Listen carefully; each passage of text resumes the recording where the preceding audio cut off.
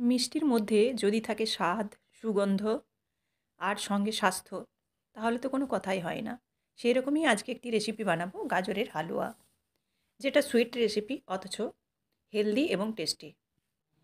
নমস্কার বন্ধুরা, mix fusion সোমার পাকশালায় আপনাদের সবাইকে স্বাগত। তো চলুন গাজরের হালুয়া এই রেসিপিটি আপনাদের সাথে শেয়ার করি। এর জন্য প্রথমেই আমি গাজর নিয়ে নিয়েছি, আর গাজরটার আমি খোসা ছাড়িয়ে পরিষ্কার করে ধুয়ে এবার এটাকে আমি গোল গোল করে কেটে নিচ্ছি। এরকম ছোট ছোট একটু কেটে নিচ্ছি, সেটা গোল কাটলেও হবে বা যে কোনোভাবেই ছোটো করলেই হবে, কারণ এটা আমি মিক্সির জারে গ্রেট করব। আপনারা চাইলে গ্রেটার দিয়ে গ্রেট করে নিতে পারেন, কিন্তু আমি মিক্সির জারে দিয়ে খুব চটজলদি এই রেসিপিটি বানাবো বলে মিক্সির জারে দিয়ে দিলাম। দিয়ে একটু দরদরা করে পিষে নেবো, খুব মিহি করে কিন্তু পেস্ট করব না, এখানে কিন্তু দরদরা করে পিষে নিতে হবে। তো দেখুন, মিক্সির জারে দিলে কিন্তু অনেকটা সুবিধা হয়, ভীষণ তাড়াতাড়ি হয়ে যায়। গ্রেটার দিয়ে গ্রেট করলে কিন্তু অনেকটাই সময় লেগে যায়, সেই জন্য আমি মিক্সির জারের মধ্যে দিয়ে দেখুন এরকম দরদরাভাবে পিষে নিলাম। এবার এদিকে চলুন, আমি এখানে গ্যাসের মধ্যে বসিয়ে দিয়েছি একটা কড়াই, অর্থাৎ ফ্রাই প্যান বলতে পারেন। এর মধ্যে দিয়ে দিচ্ছি আমি 2 চামচের মতো ঘি। ঘিটা দিয়ে এর মধ্যে এবার গ্রেট করে রাখা গাজরটা দিয়ে দেবো।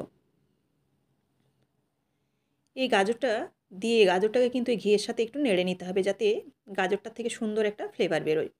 আর গাজরটাকে একটু নাড়াচাড়া করে গাজরের মধ্যে যে হালকা জলটা আছে সেটাকে শুকিয়ে নিলেই কিন্তু গাজরটা বেশ সুন্দরভাবে ভাজা হয়ে যাবে। আমি গাজরটাকে 2 থেকে 3 মিনিটের মতো নাড়াচাড়া করে ভেজে নিচ্ছি। কতটা সহজে এই রেসিপিটি হয়ে যায় সেটা আপনারা দেখলেই বুঝতে পারবেন, কারণ এখানে আমি মিক্সি ব্যবহার করেছি, কোনো গ্রেটার ব্যবহার করিনি। গ্রেটার দিয়ে হলে একটু কুরে কুরে সময় লেগে যায়, তো মিক্সিতে দিয়ে দিয়েছি, এরকম দরদরা করে পিষে নিয়েছে বলে কিন্তু সময়টা ভীষণই কম লেগেছে। তো এবার দেখুন, দেখেই বোঝা যাচ্ছে গাজরটা জলটা শুকিয়ে গেছে আর একটু ভাজা হয়ে গেছে। এবার এর মধ্যে দিয়ে দিচ্ছি লিকুইড মিল্ক। লিকুইড মিল্ক এখানে দিয়ে দিলাম। দেওয়ার পর এখানে আমি দিয়ে দিচ্ছি গুঁড়ো দুধ হাফ কাপ। এই গুঁড়ো দুধটা দিয়ে এবার নাড়াচাড়া করব।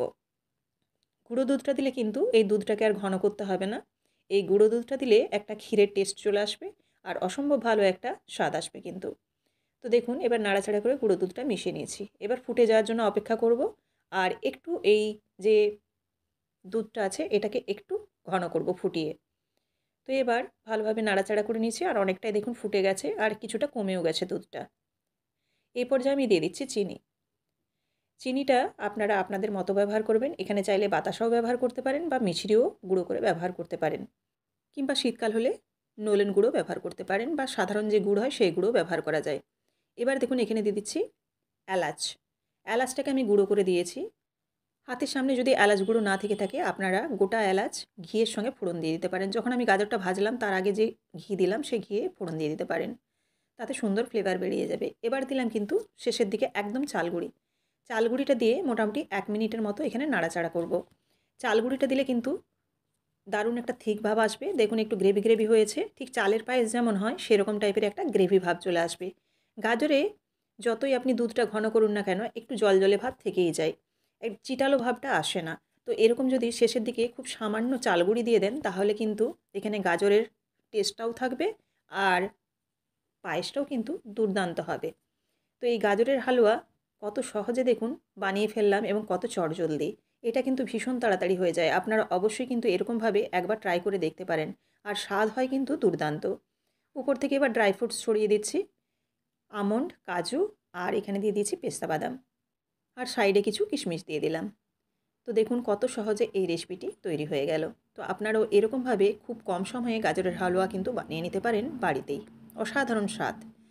রেসিপিটি যদি ভালো লেগে থাকে অবশ্যই লাইক, কমেন্ট এবং শেয়ার করবেন, আর এরকমই প্রত্যেকদিন নিত্য নতুন রেসিপি দেখার জন্য অবশ্যই চ্যানেলটিকে সাবস্ক্রাইব করে বেল বাটনটি প্রেস করে দেবেন, যাতে রান্নার সমস্ত নোটিফিকেশন সবার আগে আপনাদের কাছে এসে যায়। ফেসবুক থেকে দেখে থাকলে অবশ্যই পেজটিকে ফলো করে দেওয়ার অনুরোধ রইল। আবারও দেখা হচ্ছে আগামীকাল। ধন্যবাদ।